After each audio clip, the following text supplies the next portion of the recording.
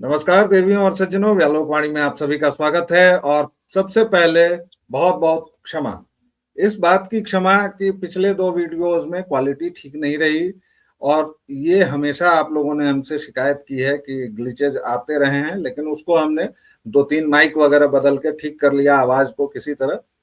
अभी की जो परेशानी है वो 2-3 दिन और रहेगी, क्योंकि मैं भारतवर्ष के बिल्कुल एक कोने में कहीं हूँ, जिस जगह दूर दूर तक मानवीय सभ्यता के निशान काफी देर बाद मिल रहे हैं।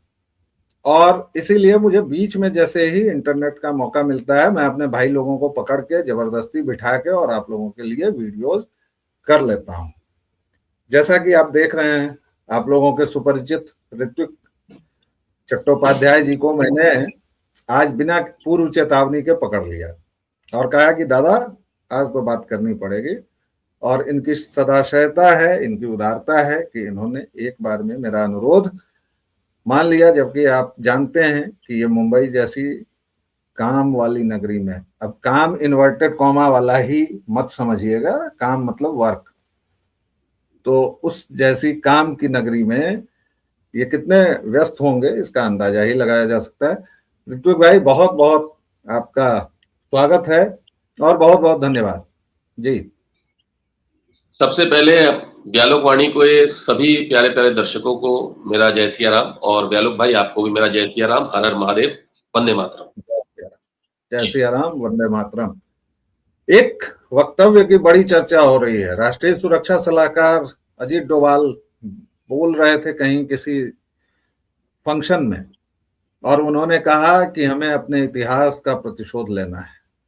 इधर सोमनाथ पर हमले के 1000 साल पूरे जब हुए, जो चीजें हमारी स्मृतियों से भुला दी गई, जो चीजें जबरन कहा गया, एक गंगा जमनी तहजीब को रचा गया, किया गया, उसको अब लगता है ऐसा कि साफ साफ बोलने का वक्त आ गया है। लेकिन कुछ लोगों के पेट में दर्द है। जी हाँ, वही सेकुलर लिबरल बीमार लोग। मैं तो सेकुलर लोगों को बहुत पूरी तरह बीमार मानता हूं, मानसिक तौर पर बीमार। भला बताइए, अगर आपके जीवन में धर्म नहीं हो तो आप भला व्यक्ति क्या है? अगर मनुष्य और जानवर के बीच का सबसे बड़ा भेद देखना है तो वो क्या होगा? किसी चौपाए और दो पाए के बीच। मनुष्य का मस्तिष्क उसके शरीर में सबसे ऊपर है, और जानवरों का मस्तिष्क और पेट समानांतर है। किसी भी जानवर का मस्तिष्क और पेट मुझे दिखा दीजिए जो ऊपर हो। नहीं है। आप जिराफ की लंबी गर्दन का हवाला दे सकते हैं, ऊंट का हवाला दे सकते हैं, लेकिन वो सब कुल मिलाकर कुतर्क की श्रेणी में आएगा। तो मनुष्यता का मतलब है कि आपके पास दिमाग है, और उस दिमाग का मतलब है कि आप धर्म की राह पर चलें। और धर्म मतलब कहीं से मजहब नहीं होता है, कहीं से रिलीजन नहीं होता है। और इसी गलतफहमी ने आज ईरान से लेकर भारत तक तबाही मचाई हुई है। इस तुलना ने तबाही मचाई हुई है। इस तुलना ने बंगाल को बांग्लादेश बना दिया है। इस तुलना ने बिहार को बर्बाद कर दिया, उत्तर प्रदेश को बर्बाद कर दिया। क्योंकि रिलीजन, मजहब कभी भी धर्म नहीं है। धर्म के जो 10 नियम है, जो 10 लक्षण है, क्या कोई मजहब या कोई अब्राहमी विचार जो राजनैतिक विचारधारा है, क्या वो कभी चर्चा करता है? यम, नियम, प्रत्याहार, अपरिग्रह, शौच, 5 यम और 5 नियम। लेकिन खैर, अभी उस पर चर्चा करने के लिए ये वीडियो नहीं है। ऋतुक भाई, 2 बातों पर चर्चा करेंगे। पहले तो डोभाल साहब के कथन को लेंगे, और उसके अलावा मैं आप लोगों को एक वीडियो दिखाना चाहता हूं। और ये वीडियो चूंकि थोड़ा बहुत बंगाली में है, तो मैं कहूंगा कि इसकी व्याख्या ऋत्विक भाई करेंगे। लेकिन पहले ये वीडियो देखिए आप लोग, और सोचिए कि हमारा देश कहां पहुंच चुका है। ये बैकग्राउंड में आप देख सकते हैं, एक व्यक्ति है पुलिस की पकड़ में, जिसका चेहरा इन लोगों ने ढक रखा है। और ये बंगाल की पुलिस के साथ एक व्यक्ति खड़ा है।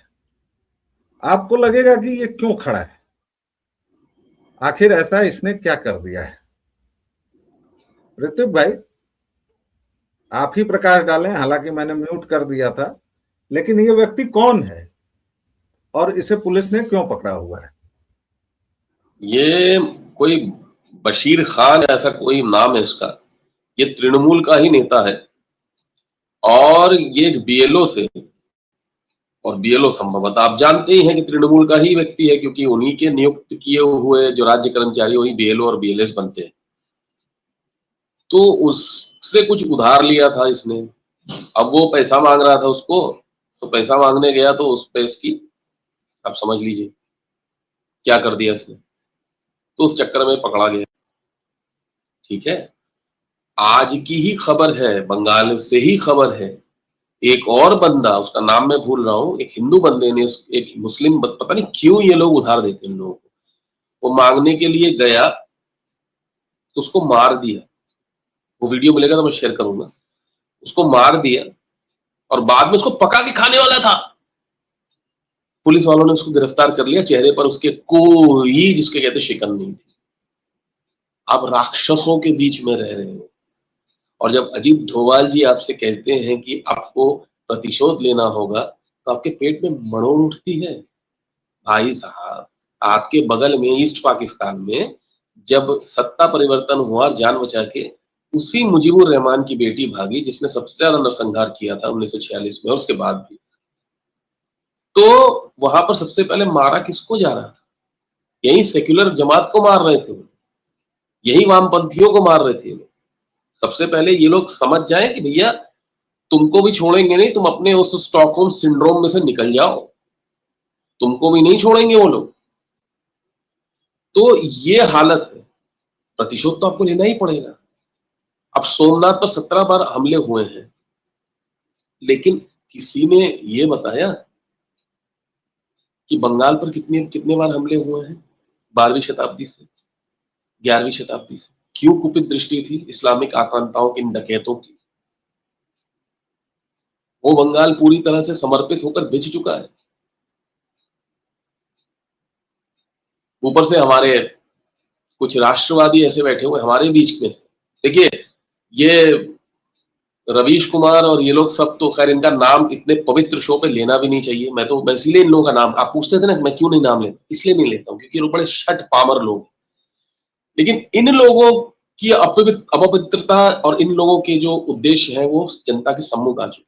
लेकिन उन लोगों का क्या करेंगे जो राष्ट्रवाद का चोला ओढ़ के बैठे हैं, 20-20, 2-2, 3-3 मिलियन अपने व्यूज बना के बैठे हुए हैं, वही 6-7 साल के अंदर, वो भी राइट विंग बना के बन के बैठे हुए हैं, जबकि उनको पता है कि राइट विंग जैसा कुछ है नहीं भारत में।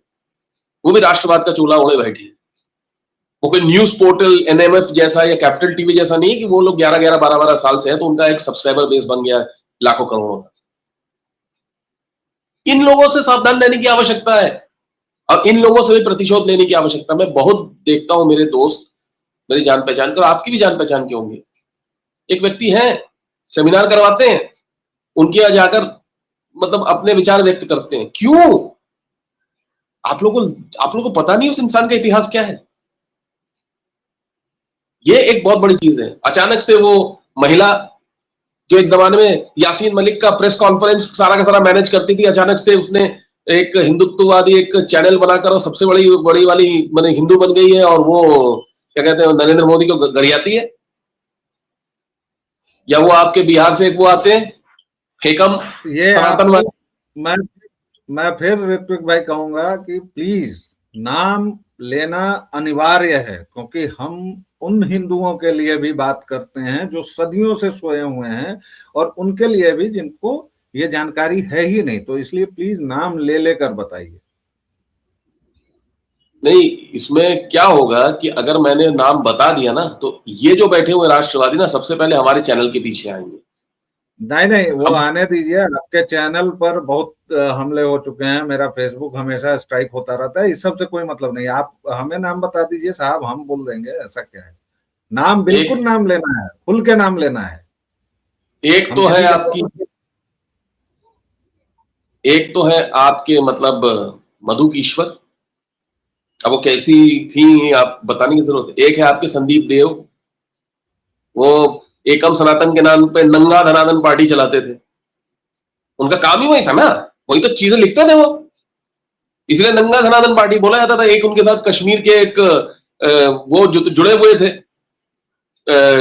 एडवोकेट, और तीसरे वाले तो हम लोग हमेशा ही बात करते रहते हैं, उसके बारे में अगर मैं बात करूंगा तो फिर मतलब आपके साथ जो लोग जुड़े हुए हैं वो लोग नाराज हुए, आप बहुत अच्छे से जानते हो कौन वो मैं आदमी। जानता हूँ और मुझे नाम लेने में भी कोई दिक्कत नहीं है।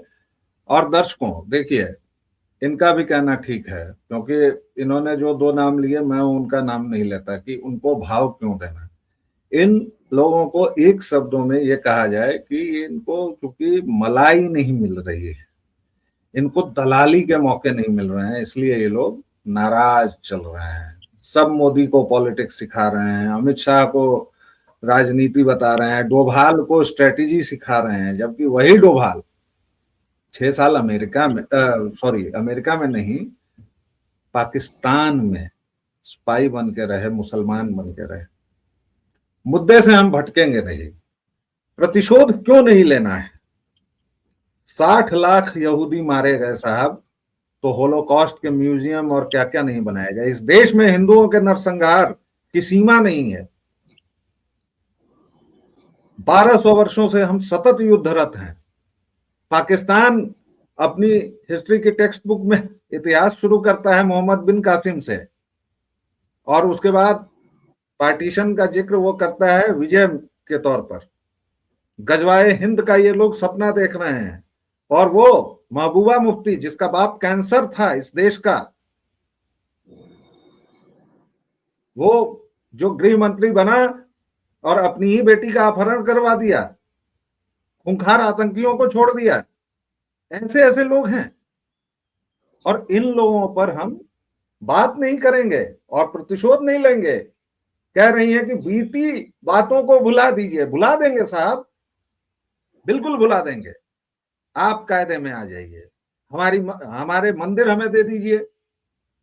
आप तो अभी भी डेसिक्रेट कर रहे हैं मंदिर को, चाहे वो आंध्र प्रदेश हो या तमिलनाडु हो। कोई शौच कर दे रहा है, कोई मूत्र विसर्जन कर दे रहा है, और आप कहते हैं कि प्रतिशोध नहीं। अरे आप हमारे पूरी सभ्यता को, पूरे देश को हड़प गए, और हम प्रतिशोध नहीं लेंगे। वापस आते हैं बंगाल पर। ऋतिक भाई, ये जो वीडियो हमने दिखाया दर्शकों, एक बीएलओ की डेथ हुई थी, आपको याद होगा, बंगाल में। उसके बाद लड़ी लग गई, हाई मर गए, हाउ मर गए, ऐसा हो गया, भाल होच्छे ना, चलबे ना दादा, ताड़ाताड़ी करबे। ये उसका खुलासा है। बुलेट खान नाम था जिसको इसने पैसे दिए, हिंदू बीएलओ ने 20 लाख रुपए, और साहब जब मांगने गया तो 2 चांटे मिले, 4 थप्पड़ मिले, 25 गालियां मिली, पैसे नहीं मिले, और अंत में इसने आत्महत्या की। यही हिंदू होने का दुर्भाग्य है। मैं अभी कोलकाता गया था, और बड़ी मजे की बात मैंने देखी कि वहां तो हिंदू और मोहम्मदन में मैं डिफ्रेंशिएट नहीं कर पा रहा था। आप मतलब अगर वो मूछ गायब और दाढ़ी वालों को छोड़ दीजिए, मुल्लों को, तो भाई वहां के हिंदू जहनी तौर पर इतने बीमार हैं कि मैं तो उनको मोहम्मदन समझ रहा था। ये क्या बवाल है? ये कैसे हो गया बंगाल का पतन? और तो इसको वो कैसे करेंगे? और ये ममता भानु कह रही है कि बीएलओ को अत्यधिक वर्कलोड है, फलानी चीज है, चिलानी चीज है। ऋतु भाई, आप बीच में चुप हो जाते हैं, फिर दर्शक हमें कहते हैं कि व्यालोक जी आप ही बोलते रहते हैं। आप प्लीज कंटिन्यू करें। नहीं है, हम सभी लोग देखिए, आप तो मेरे से ज्यादा शांत स्वभाव के व्यक्ति हैं, मैं तो बहुत उग्र हो जाता हूँ, आप तो बहुत शांत है, बहुत संभालते हैं, बहुत बोलते हैं। इसलिए आजकल मैं सोशल मीडिया पर जाकर जहां देखता हूँ कि लोग इस तरह के गंद फैलाते हैं, मैं कोई कमेंट नहीं करता, चुपचाप आ जाता हूँ, क्योंकि हमारा वो काम नहीं, हमारा लक्ष्य कुछ और है। आपने कोलकाता की बात कही ना, एक तरह से मेरी बात विंडिकेट हो गई ना। जहां भी जाइएगा आपको ये सारे के सारे हिंदू खतनाधारी है, इनका मानसिक रूप से खतना हो चुका है। अब बस खाली इनकी गर्दन रेतने का समय है। ये लोग इतने ज्यादा सुप्त हैं, इतने ज्यादा प्रमाद में हैं, बस इनको इलिश माछ मिल जाए और भात मिल जाए, बस 25 रुपए में खाना मिल जाए, बस वही बहुत है इनके लिए।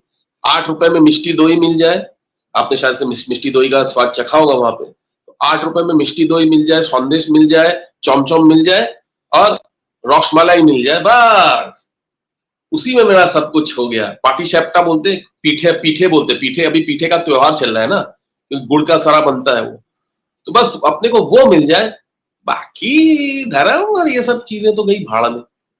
जबकि कितनी सबसे ज्यादा शक्ति पीठे जो है मेरे ख्याल से बंगाल में है। एक कंकाली तौला है जो आपके बीरभूम डिस्ट्रिक्ट में पड़ता है, वहां पे मां का कंकाल गिरा था, वहां पे इतनी श्रद्धा है। वो शांति निकेतन से होकर, मतलब वो बोलपुर से होकर आपको जाना पड़ता है उधर कंकाली तौला। उसी तरह से कालीघाट है, कालीघाट में तो मैंने वीडियो शेयर किया था कि वहां के पंडे जो है वो क्या कहते हैं, इसके ममता बनर्जी के इशारे पर ही चलते हैं, दीदी के। अपने श्रद्धालुओं से 5,000 6,000 और डायरेक्ट दर्शन, क्यों भाई? इस तरह की मतलब वहां पर ये चल रही है वसूली अवैध। और लोग बोलते हैं बहुत इंप्रूव कर दिया। आप कालीघाट वाली जगह पर जाइए, वहां पर आज भी 180 साल पुराना एक मिष्ठान भंडार है जिससे मिठाई जाती है, चपटा हुआ रसगुल्ला जाता है जो मां काली को चढ़ता है। आप सड़कें देखेंगे ना, उसमें से बजरी निकल रही है, इतनी धूल है, इतनी गंदगी है। दक्षिणेश्वर में चले जाइए आप, दक्षिणेश्वर में फिर भी तो उधर भिखारियों को बैठने नहीं देते, फिर भी वहां पे इतनी गंदगी है। आप सोचिए, वहां से जो फेरी चलती है बेलूर के लिए, गंगा देख लेंगे तो आप अपनी छाती पर हाथ रख लेंगे, बोले ये गंगा का क्या हाल कर दिया इन लोगों ने। बेसिकली मानसिक रूप से जो है ना विकलांग हो चुके हैं, गंगा जमुनी तहजीब क्या वो और पी पी के। भाई कल के वीडियो में मैंने एक भूल कर दी थी तकनीकी, तो उसको भी आप थोड़ा सुधार दें। मैंने ईस्ट पाकिस्तान और अभी अपना जो बंगाल है और ईस्ट पाकिस्तान जो बांग्लादेश बना, तो मैंने घोटी और बांगा इसमें थोड़ा घालमेल कर दिया था। तो आप दर्शकों को साफ साफ बता दें कि किधर के लोग क्या कहते हैं और ये जानना क्यों जरूरी है। देखिए, उधर से जो लोग आए ईस्ट पाकिस्तान से, उन लोगों को बोला जाता है बांगाल, यानी मैंने वो काटी बंगाली में उन लोगों की भाषा खींच के बोलते हो लोग। कोरची, हम वो बांग्ला में नहीं समझ पाता हूँ। वो लोग जो बोलते हैं ढाका वाली बांग्ला में नहीं समझ पाता हूँ। इधर वाला जो बंगाल है, ये मतलब मुझे इतना गुस्सा आता है इसको पश्चिम बंगाल कहते हुए, है उत्तर मतलब पूर्व में, और राम नाम रखा तुमने पश्चिम, क्या तू क्या भाई? तो इधर वाले जो बंगाली हैं वो है घोटी, और उधर वाले जो बंगाल, क्यों हम लोग जैसे बोलते कोरची, वो लोग कोरते सी ऐसा करके खींचेंगे वो लोग। तो हालांकि है दोनों हिंदू। स्वामी विवेकानंद के बारे में ये घोटी लोग बोलते हैं, हम जो पंचांग या पंजी फॉलो करते हैं वो विशुद्ध सिद्धांत पंजिका जो इन्होंने बनाई थी स्वामी विवेकानंद ने। तो जब स्वामी विवेकानंद ने बनाई थी तो तब क्या बंगाल और घोटी था? तब तो पूरा एकीकृत बंगाल था। तुम लोग क्या कर रहे हो? एक ही पंचांग क्यों नहीं फॉलो करते हो? एक दूसरे को गालियां देते हो। फुटबॉल में अगर मोहन बागान जीत जाता है तो तुम लोग यहां पर मिठाई के दाम बढ़ा देते हो, है? या क्या कहते हैं, रहू मछली के दाम बढ़ा देते हो। वो लोग जीत जाते हैं तो थोड़े अपने मसालों के दाम और हिलसा मछली, इलिश माछ का दाम बढ़ा देते हैं। ये क्या चल रहा है भाई? ये क्या चल रहा है? ये जो कल्चर के तौर पर वामपंथियों ने आपको, और ये महाश्वेता देवी जैसे लोगों को, जिनको ये वाली बीजेपी की सरकार भी सर पे चढ़ाती है, इन्होंने जो बांट दिया है, अरे इससे बाहर आओ। बंगाल का कल्चर जो है वो बहुत ज्यादा समृद्धशाली है। उस दिन भी बताया था कि लेकिन ऋत्विक भाई, फिर आपको टोक रहा हूं, इसको कैसे रोके? चलिए, प्रॉब्लम पर हम लोगों ने बहुत बार बात की, मैं तो कहता हूं कि बेलूर मठ को सबसे पहले बेलूर मठ में स्वामी विवेकानंद को तो लाओ, वहां क्रिस्तानों का पूरा कब्जा है, वहां से स्वामी जी को ही भगा दिया इन लोगों ने और ईसाइयों ने कब्जा कर लिया है। तो भाई अब इस बात पर भी कोई अगर भड़के और कहे, जबरन स्वामी विवेकानंद को जिस व्यक्ति ने कहा कि गर्व से कहो हम हिंदू हैं, उस व्यक्ति को सेकुलर बना रहे हैं ये हरामखोर, उस व्यक्ति का ईसाईकरण कर रहे हैं ये लोग, और उस व्यक्ति को ब्रह्मो समाज की तुलना में लाकर खड़ा कर देना चाह रहे हैं ये लोग। इसलिए बेलूर मठ में तो सबसे पहले स्वामी विवेकानंद की वापसी हो, उन्हीं बेचारे को भगा दिया है वहां से। आपका कंक्लूडिंग रिमार्क ऋतु भाई। बेलूर मठ से वापस में खाली स्वामी विवेकानंद की ही नहीं, उनके गुरु स्वामी रामकृष्ण की वापसी हो, लहरी महाशय की वापसी हो। अरे तुम लोग किन किन लोगों को लेकर पड़े हुए हो? अरे तो तुम्हारे लोकनाथ बाबा थे, लोकनाथ बाबा ने क्या कहा था हिंदू धर्म के बारे में? इतने बड़े तुम्हारे बाबा है, पूछते रहते हो, पहले पढ़ तो लो कि उन्होंने क्या कहा है। तुम्हारे अपने नादिया डिस्ट्रिक्ट में इतना बड़ा मायापुर का मंदिर है, क्या कहते हैं, वहां पर क्या हो रहा है? वहां पर भी तो मतलब ईसाइयों को बुलाया जाता है ना। वो लोग भी जब दान पुण्य का काम करते हैं तो सबसे पहले जाकर, ये तो खैर अपने आरएसएस में भी ये प्रॉब्लम है, मैंने कई बार बोला है कि गोल टोपी वालों को भी मतलब जाकर उनको उनको भी सबसे पहले उनके दुख दर्द दूर करेंगे, और उसके बाद ईसाइयों मतलब अपने हिंदुओं को तो कोई देखने वाला है। तुम्हारा कोई रहबर नहीं है। अगर अपने आप को बचाना है तो कृपया करके इस फेक सेक्युलरिज्म के नशे से बाहर आओ। क्योंकि मुझे एक शेर याद आ रहा है जगजीत सिंह जी के नज्म का। वो नज्म कुछ ऐसी है कि अपने चेहरे से जो जाहिर हो छुपाए कैसे, तेरी मर्जी के मुताबिक नजर आए कैसे। घर सजाने का तसव्वुर तो बहुत बाद का है, पहले ये तय हो कि इस घर को बचाए कैसे। राजनीति में जीत हार की मैं बात ही नहीं, हम लोग कर ही नहीं रहे हैं।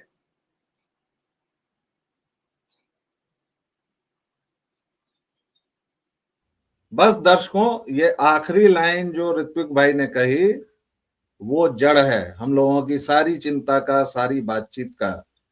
उस घर को बचाएं कैसे। ये ना राजनीति की बात है, ना भाजपा की बात है, ना टीएमसी की बात है, ना ममता बानो की बात है, ना अमित शाह की बात है, ना नरेंद्र मोदी की बात है।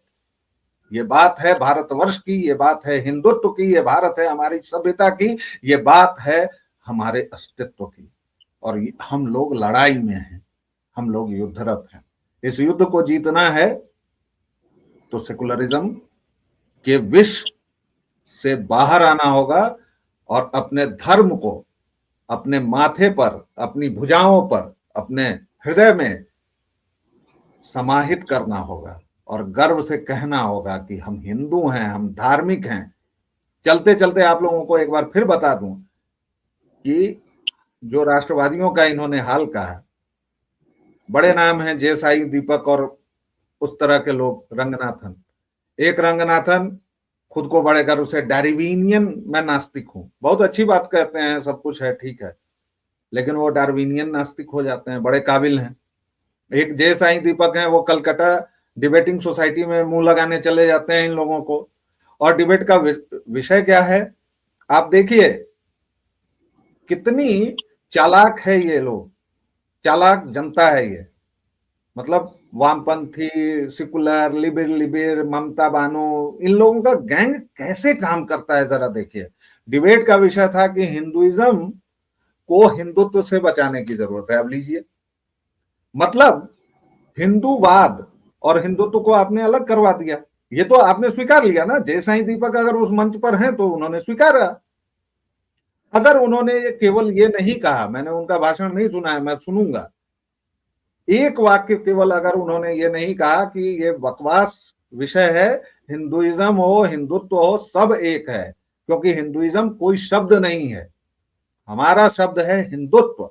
आप उसको अंग्रेजी में ढालने की बेवकूफी कर रहे हैं, जैसे आप रिलीजन को, मजहब को धर्म से तोलते हैं। सुधांशु त्रिवेदी जी ने भी कही थी, हिंदुइज्म, जैनिज्म, बुद्धिज्म क्यों बना कर रखा है? ये हमारे हिंदुत्व के अखंड त्रिमूर्ति, आपने उसमें इज्म में लगा दिया, दूसरे किसी में लगाकर देखिए, तो देखिए क्या होता है आपके साथ।